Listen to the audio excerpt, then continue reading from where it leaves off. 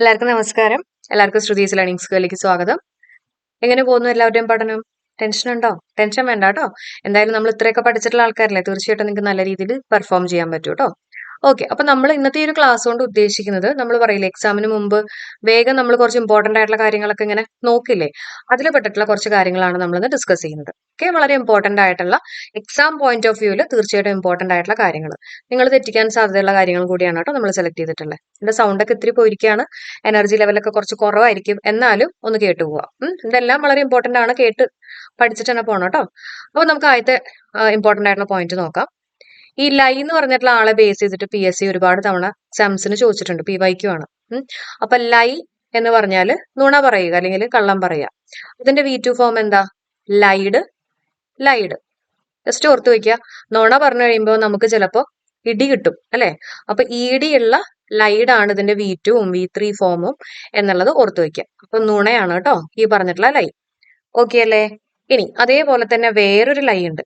ഈ ലൈ എന്ന് പറഞ്ഞാൽ എന്താ? കിടക്കുക. ഇതിന്റെ V2 ഫോം എന്ന് പറയുന്നത് ലേ ആണ്, V3 ഫോം ലെയിൻ. ഇപ്പൊ മൂന്ന് ആൾക്കാരാണ് അല്ലെ. V1 ലൈ, V2 ലേ, V3 ലെയിൻ. നമ്മൾ കിടക്കുമ്പോ ചെരിഞ്ഞു കിടക്കും, കമന്ന് കിടക്കും. അപ്പൊ 3 രീതിയിൽ കിടക്കുന്ന ഓർത്ത് വെക്കുക കേട്ടോ. അപ്പൊ 3 ഡിഫറെന്റ് ആയിട്ട് വരുന്നതാണ് നമ്മുടെ അടുത്ത ലൈ. അപ്പൊ ലൈ എന്ന് പറഞ്ഞാൽ എന്താ? കിടക്കുക. ഓക്കെ, കിടക്കുക. ഇനി മൂന്നാമത്തെ ഒരാളുണ്ട്, ലേ എന്ന് പറഞ്ഞിട്ട്. ഇവിടെയും ലേ ഉണ്ട്, ഇവിടെയും ലേ ഉണ്ട് കേട്ടോ, ശ്രദ്ധിച്ചോണേ. ലേ, ലേയുടെ പാസ്റ്റ് ടെൻസ് ലേഡും ലേഡും. അപ്പൊ ഈ ലേ എന്ന് പറഞ്ഞു കഴിഞ്ഞാല് അതിന്റെ അർത്ഥം ഇടുക, ഇടുക, അല്ലെങ്കിൽ കിടത്തുക, കിടത്തുക, അല്ലെങ്കിൽ വെക്കുക എന്നൊക്കെ പറയില്ലേ. അങ്ങനെ പറയുമ്പോൾ നമ്മൾ യൂസ് ചെയ്യേണ്ടത് ഈ പറഞ്ഞിട്ടുള്ള ലേ അല്ലെങ്കിൽ അതിന്റെ V2 ഫോം V3 ഫോം ആണ്. അപ്പൊ തെറ്റിക്കില്ലല്ലോ, നുണ പറഞ്ഞ ഇടി കിട്ടും കേട്ടോ. അപ്പൊ ഇടി ഉണ്ട് എന്നുള്ള രീതിയിൽ ഇത് ഓർത്ത് വെച്ചാൽ മതി. പിന്നെ നമ്മൾ കിടക്കുന്നത് പല രീതിയിലാണ്, അപ്പൊ രണ്ടാമത്തെയും മൂന്നാമത്തെയൊക്കെ ആൾക്കാർ വേറെ വേറെയാണെന്നുള്ള രീതിയിൽ ഓർത്ത് വെക്കാം. ഇനി ഇതിനെ ബേസ് ചെയ്തിട്ടുള്ള നമുക്കൊരു ക്വസ്റ്റ്യൻ നോക്കാം അല്ലെ. ഓക്കെ അല്ലേ? നമുക്ക് ചെയ്തു നോക്കാം. അപ്പോ ഒരു ക്വസ്റ്റ്യൻ ഇങ്ങനെയാണ്, how many eggs have the hence dash so far? ഇങ്ങനെ ഒരു ചോദ്യം. ഓക്കെ, നമ്മുടെ ഓപ്ഷനില് ലേ, ലെയിൻ, ലെയ്ഡ്, ലൈഡ് ഇങ്ങനെയാണെന്ന് വിചാരിച്ചോളൂ. അപ്പൊ എന്തായിരിക്കും നമ്മുടെ ആൻസർ വരിക? How many eggs have the hence dash so far. അപ്പൊ ഇവിടെ ഹാവ് ഉണ്ട് അല്ലെ. ഹാവ് ഉണ്ടെങ്കിൽ നമുക്കറിയാലോ, ഹാവിന് ശേഷം എന്തായിരിക്കും വരിക? V3 ഫോം വരും അല്ലെ. ഹാസ്, ഹാവ്, ഹാഡിന് ശേഷം V3 ഫോം അല്ലേ വരിക. അപ്പൊ നമുക്ക് ഇവിടെ V3 ഫോം നോക്കാം അല്ലെ. ഇതെല്ലാം V3 ഫോം അല്ലേ, ഈ ഇരിക്കുന്ന 3 പേരും. അപ്പൊ ഇതിൽ ഏതായിരിക്കും വരിക V3 ഫോം എന്ന് പറയുമ്പോൾ? മുട്ടയിടുന്ന കേസാണ്. ഇടുക എന്നുള്ള രീതിയിൽ പറയുമ്പോൾ ലെയ്ഡ് വേണം പറയാനായിട്ട് അല്ലെ. അപ്പൊ how many eggs have the hence laid so far എന്നുള്ളതാണ് ആൻസർ ആയിട്ട് വരിക.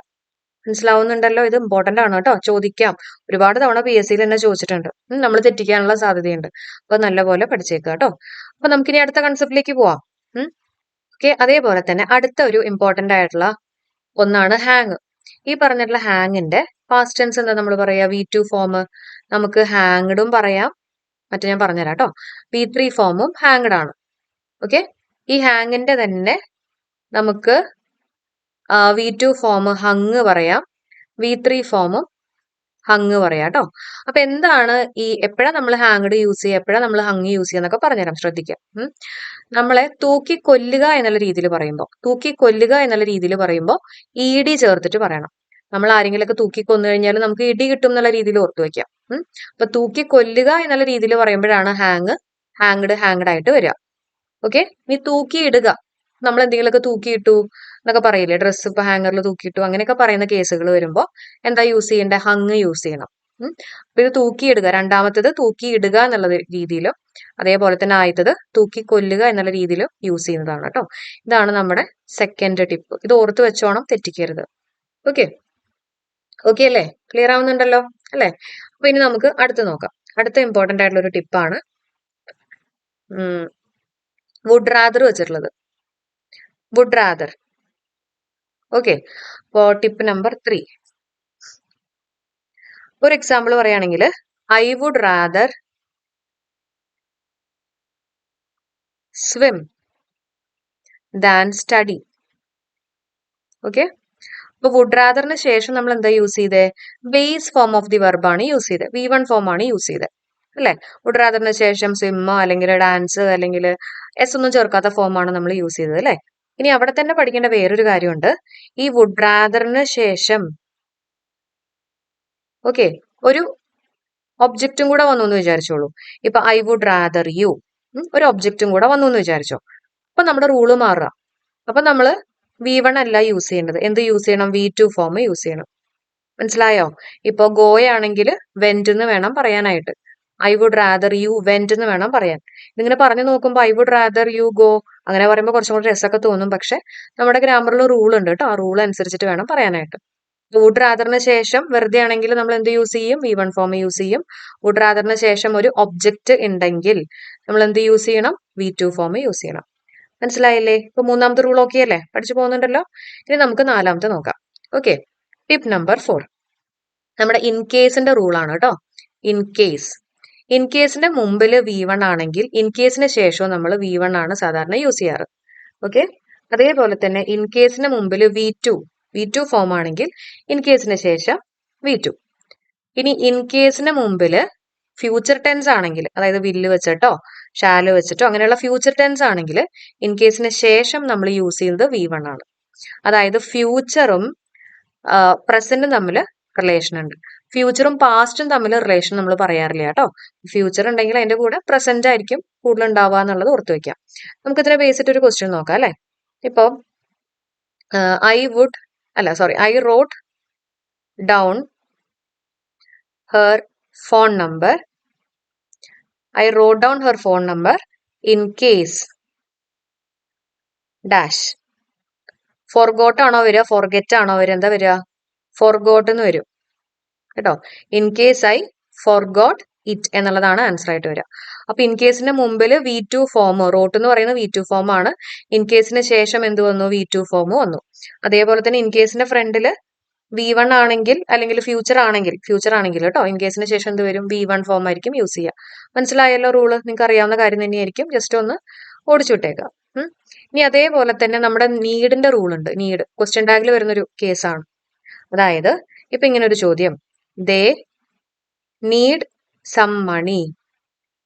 ഞാനിതൊക്കെ ടൈപ്പ് ചെയ്ത് ചെയ്യണമെന്ന് വിചാരിച്ചതാ. അപ്പോ കോൾഡും ഒക്കെ ആയിട്ട് ഇരിക്കുക കേട്ടോ. അതുകൊണ്ടാണ് ഇപ്പൊ തൽക്കാലം ഞാൻ ഇങ്ങനെ എഴുതി പഠിപ്പിക്കുന്നത്. They need some money. ഇവിടുത്തെ ക്വസ്റ്റ്യൻ ടാഗ് എന്താന്നുള്ളതാണ് നമ്മുടെ ചോദ്യം. അപ്പൊ നീഡിനെ നമ്മൾ നോട്ട് ചേർത്ത് പറയണല്ലോ. അപ്പൊ സ്വാഭാവികമായിട്ട് നമുക്ക് നീഡിന്റെ ഒക്കെ പറയാൻ തോന്നും. പക്ഷെ ഈ ഒരു പോർഷനിലുണ്ടല്ലോ, ഈ ക്വസ്റ്റ്യൻ ടാഗിന്റെ പോർഷനിൽ ഒരിക്കലും നമ്മൾ നീഡിന്റെ എന്ന് പറയില്ല. മനസ്സിലായോ? അപ്പൊ നീഡിന്റെ പറഞ്ഞില്ലെങ്കിൽ നമുക്ക് വേറെ എന്തെങ്കിലുമൊക്കെ പറയണ്ടേ? അപ്പൊ എന്താ യൂസ് ചെയ്യുക? നീഡിനെ നമുക്ക് ഡു നീഡ് എന്ന് പറഞ്ഞ് എഴുതാം അല്ലെ. അപ്പൊ ഡൂനെ നോട്ടും കൂടെ ചേർത്തിട്ട് ഡോണ്ട് ദേ എന്ന് വേണം പറയാനായിട്ട്. മനസ്സിലായല്ലോ? ക്ലിയർ അല്ലേ? ഇനിയിപ്പോ സപ്പോസ് ഇവിടെ നീഡ്സ് എന്നാണ് കൊടുത്തതെന്ന് വിചാരിച്ചോളൂ. നീഡ്സ് എന്ന് പറയില്ല, വേറെ എന്തെങ്കിലും ആയിക്കോട്ടെ. നീഡ്സ് മാത്രം നോക്കിയാൽ മതി. അപ്പൊ നമ്മൾ എന്ത് യൂസ് ചെയ്യണം? വീണ്ടും നമുക്ക് നീഡിന്റെ ഒന്നും പറയാൻ പറ്റില്ല. അപ്പൊ ഡസ് ചേർത്തിട്ട് പറയണം അല്ലെ. നീഡ്സിനകത്തൊരു എസ് ഉണ്ട്. അപ്പൊ ഡസ് ചേർത്തിട്ട് പറയാം. ഓക്കെ, ക്ലിയർ ആണല്ലോ?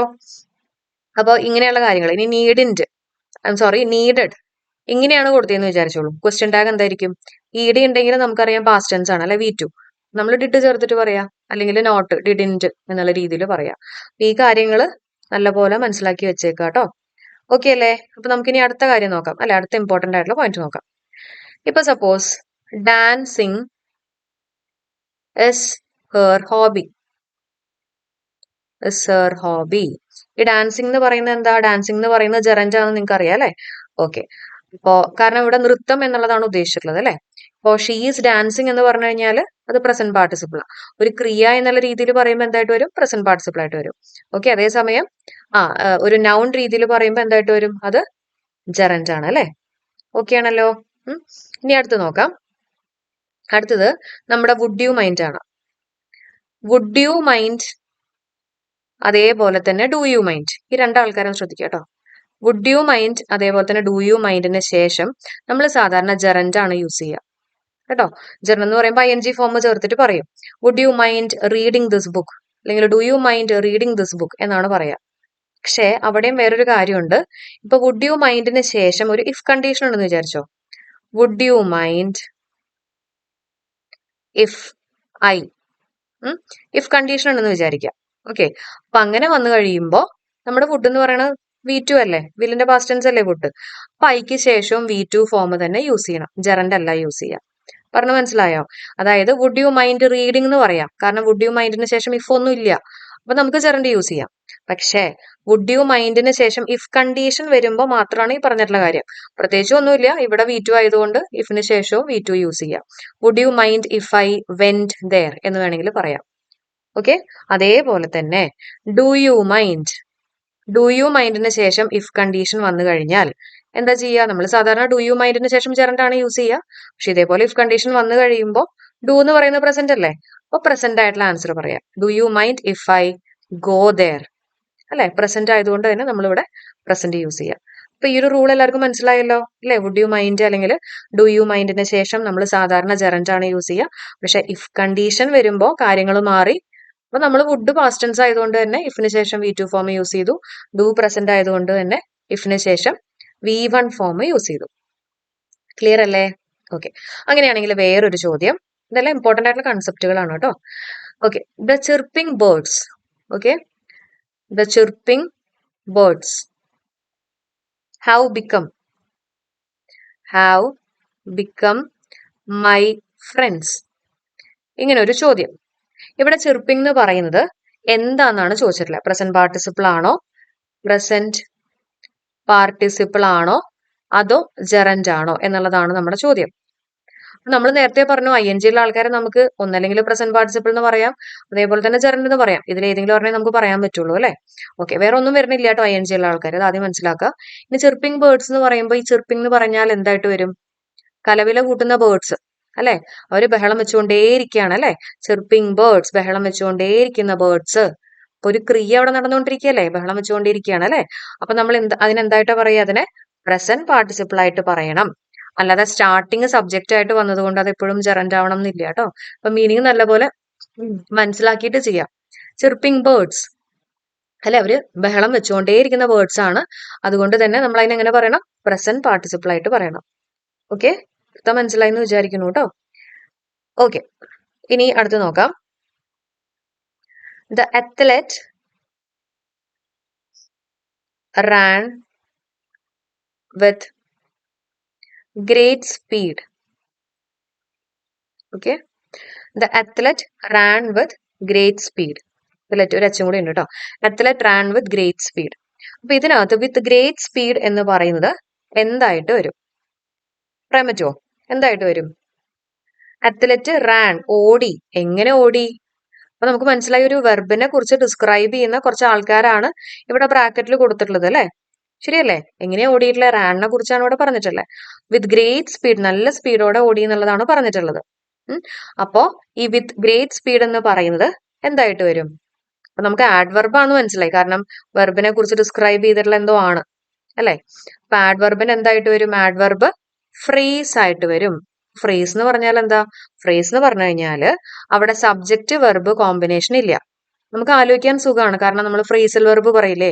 ഫ്രേസൽ വെർബ് എന്ന് പറയുമ്പോൾ നിങ്ങളുടെ മൈൻഡിലേക്ക് വന്നിട്ടുണ്ടാവും ഇപ്പൊ പുട്ട് ഓഫ് അല്ല, അല്ലെങ്കിൽ പുട്ട് ഓൺ എന്നൊക്കെ പറയുന്ന ഫ്രേസൽ വെർബാ. അവിടെ സബ്ജക്റ്റും വെർബും ഉണ്ടോ? ഇല്ല അല്ലെ. അപ്പൊ മനസ്സിലാക്കി വെച്ചേക്കുക, ഈ ഫ്രേസിനകത്ത് എന്തുണ്ടാവില്ല? സബ്ജക്റ്റ് വെർബ് കോമ്പിനേഷൻ ഉണ്ടാവില്ല. അതേപോലെ വിത്ത് ഗ്രേറ്റ് സ്പീഡ് എന്ന് പറയുമ്പോൾ സബ്ജക്റ്റ് വെർബ് കോമ്പിനേഷൻ ഇല്ല, വിത്ത് ഗ്രേറ്റ് സ്പീഡ് എന്നല്ലേ പറഞ്ഞിട്ടുള്ളേ. അപ്പൊ ഇതില്ലാത്തത് കൊണ്ട് തന്നെ ഇത് ആഡ്വർബ് ഫ്രേസ് ആണ്. മനസ്സിലായോ? ആഡ്വർബ് ഫ്രേസ് ആണ്. ഓക്കെ, അപ്പൊ അർത്ഥം മനസ്സിലാക്കിയിട്ട് പഠിക്കാം. ഇനി നമുക്ക് ഇതേപോലെ തന്നെ ഒരെണ്ണം കൂടെ നോക്കാം. അഖിൽ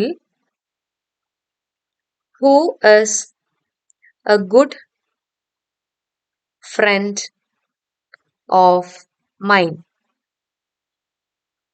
ഓക്കെ, അപ്പൊ ഇതിനകത്ത് ഈ who is A good friend of mine എന്ന് പറയുന്നത് ഓക്കെ, ഇത് എന്താന്നുള്ളതാണ് ചോദ്യം.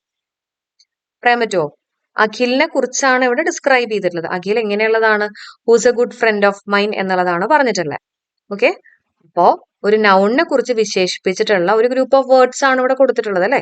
ഗ്രൂപ്പ് ഓഫ് വേർഡ്സ് ഉണ്ടെങ്കിൽ നമുക്കറിയാം ഒന്നല്ലെങ്കിൽ ക്ലോസ് അല്ലെങ്കിൽ ഫ്രേസ് ആയിരിക്കും. അപ്പൊ ഇവിടെ സബ്ജക്റ്റ് വെർബ് കോമ്പിനേഷൻ ഉണ്ടോ എന്ന് നോക്കുക. ഇവിടെ സബ്ജക്റ്റ് വെർബ് കോമ്പിനേഷൻ ഉണ്ടോ? ഉണ്ട് അല്ലെ. ഇതൊരു ക്ലോസ് ആണ്. എന്തുകൊണ്ടാ ക്ലോസ് ആയത്? കാരണം whose a good friend of mine, who എന്ന് പറയുന്നതാണ് ഇവിടുത്തെ സബ്ജക്റ്റ്, ഇസ് എന്ന് പറയുന്നതാണ് വെർബ്. അല്ലെ? അപ്പൊ സബ്ജക്റ്റ് വെർബ് കോമ്പിനേഷൻ ഉണ്ടെങ്കിൽ അത് എന്തായിട്ട് വരും? അത് ക്ലോസ് ആയിട്ട് വരും. ഫ്രേസ് അല്ല, ഫ്രേസിന് അത് സബ്ജക്റ്റ് വെർബ് കോമ്പിനേഷൻ ഇല്ല. മനസ്സിലായോ? അപ്പൊ ഈ കൊടുത്തിട്ടുള്ളത് എന്താ? അഡ്ജക്റ്റീവ് ക്ലോസ് ആണ്. അഡ്ജക്റ്റീവ് ക്ലോസ് അഖിലിനെ കുറിച്ചാണ് ഡിസ്ക്രൈബ് ചെയ്തിട്ടുള്ളത്. നൗണിനെ കുറിച്ച് ഡിസ്ക്രൈബ് ചെയ്യുന്നതായതുകൊണ്ട് തന്നെ അത് അഡ്ജക്റ്റീവ് ക്ലോസ് ആണ്. എല്ലാവർക്കും മനസ്സിലാവുന്നുണ്ടോ? ക്ലിയർ ആവുന്നുണ്ടോ? ഇതൊക്കെ ഇമ്പോർട്ടന്റ് ആയിട്ടുള്ള ക്വസ്റ്റ്യൻസ് ആണ് കേട്ടോ. ഇതൊക്കെ ചോദിക്കാനുള്ള സാധ്യതയുണ്ട്. നമ്മുടെ ഡിഗ്രി ലെവൽ എക്സാമിനേഷൻ അല്ലേ, ചോദിക്കാനുള്ള സാധ്യതയുണ്ട്. ഓക്കെ, ഇനി നമുക്ക് ഒരു ചോദ്യം കൂടെ നമുക്ക് നോക്കാം. ഓക്കെ, ഒരു ചോദ്യമല്ല, ഒരു കൺസെപ്റ്റ് ഞാൻ പറഞ്ഞുതരാം. അതായത് നമ്മുടെ അഡ്ജക്റ്റീവ്സ്, ഒന്നിൽ കൂടുതൽ അഡ്ജക്റ്റീവ്സ് ഉണ്ടെങ്കിൽ അതിനെ അറേഞ്ച് ചെയ്യാനുള്ള ഒരു ഓർഡർ ഉണ്ട്. നിങ്ങൾക്ക് അറിയായിരിക്കും, ദോശാസ് കമ്പനി എന്ന് പറഞ്ഞിട്ട് നമ്മൾ ഒരുപാട് തവണ നമ്മൾ ഡിസ്കസ് ചെയ്തിട്ടുണ്ട്. അതിൽ ഡി എന്ന് പറയുന്ന ഡിറ്റർമിനർ ആണ്. ഒ എന്ന് പറയുന്ന ഒപ്പീനിയൻ. ഒപ്പീനിയൻ എന്ന് പറഞ്ഞാൽ ലവ്ലി അല്ലെങ്കിൽ ബ്യൂട്ടിഫുൾ അങ്ങനെയൊക്കെ പറയുന്നത് കേട്ടോ. ഓക്കെ, പിന്നെ ഏതാ? എസ് എന്ന് പറയുമ്പോൾ സൈസ് ആണ്. എ എന്ന് പറയുന്നത് ഏജ് ആണ്. അടുത്ത എസ് എന്ന് പറയുന്നത് ഷേപ്പ് ആണ്. പഠിച്ചേക്കണേ.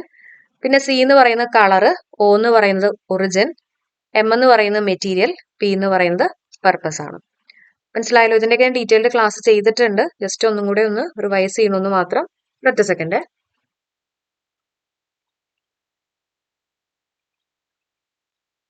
ക്ലിയർ അല്ലേ?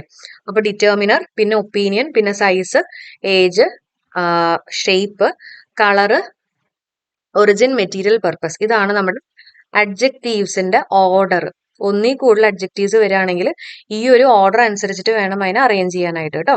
അതേപോലെ തന്നെ ഒന്നിൽ കൂടുതൽ ആഡ്വർബ് വരുമ്പോൾ നമ്മൾ എന്താ ചെയ്യുക? ആഡ്വർബ്, ഒന്നിൽ കൂടുതൽ ആഡ്വർബ് വരുമ്പോൾ അതിനൊരു ഓർഡർ ഉണ്ട് അല്ലെ? അതെങ്ങനെയാ അതിന്റെ ഓർഡർ എന്ന് പറയുന്നത്? എം പി ടി എന്ന് പറയും. എം പി ടി എന്ന് പറയുന്നത് ആദ്യം മാനർ വരണം. മാനർ. പിന്നെന്താ വരിക? പ്ലേസ് വരണം. കഴിഞ്ഞ എക്സാമിന് ചോദിച്ചിട്ടുള്ളതാണ്, ഇമ്പോർട്ടന്റ് ആണ്. പിന്നെയാണ് ടൈം. ഒരു എക്സാമ്പിൾ പറയുകയാണെങ്കിൽ ഷീ സാങ്, ഞാൻ അതൊന്ന് മാറ്റുകയാണ് കേട്ടോ. She San, okay, beautifully at the concert